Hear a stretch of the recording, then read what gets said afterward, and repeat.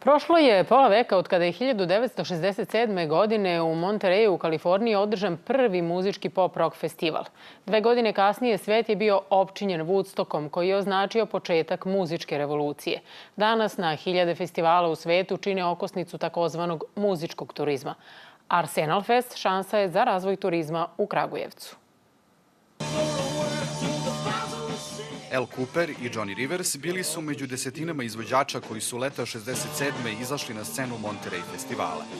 Muzički događaj koji je okupio oko 60.000 ljudi iznenadio je i njegove tvorce, menadžera Johna Philippa i publicistu Dereka Taylora, koji su želeli da pokažu da i rock može biti umetnička forma dostojna velikih kulturnih događaja. Koncerti koji su trajali 3 dana paralisali su grad i uspeli da na završnoj večeri, uprkos ograničenjima, okupe čak 90.000 ljudi.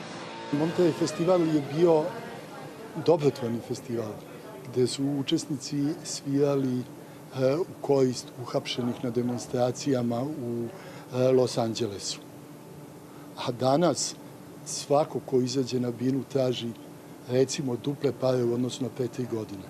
2 godine kasnije u White Lake u SAD-u festival Woodstock uz učešće oko 40 izvođača i 200.000 posetilaca označio je početak hippie ere, a za čuveni Rolling Stone časopis bio je to primer kontrakulture 60-ih. Države ne dozvoljavaju da se desi to što se desilo u Woodstocku.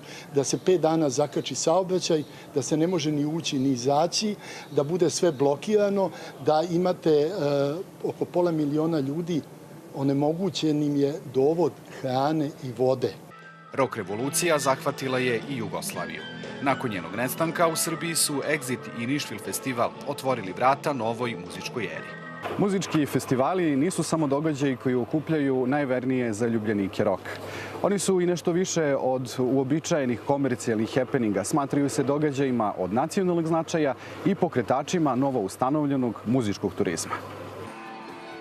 Rock and roll, kao rock and roll, on može da bude na internetu, na YouTube-u, ovamo ona, ali on je na sceni, kad je struja, kad se uključi, to je rock and roll. I tu više nema laži, nema prevare. Znači, i zato su festivali dobri. U istorijskom jezgru Kragujevca trodnevni Arsenal Fest nastavlja se koncertima domaćih i stranih izvođača na 4 bine i uz očekivanu posetu od 30.000.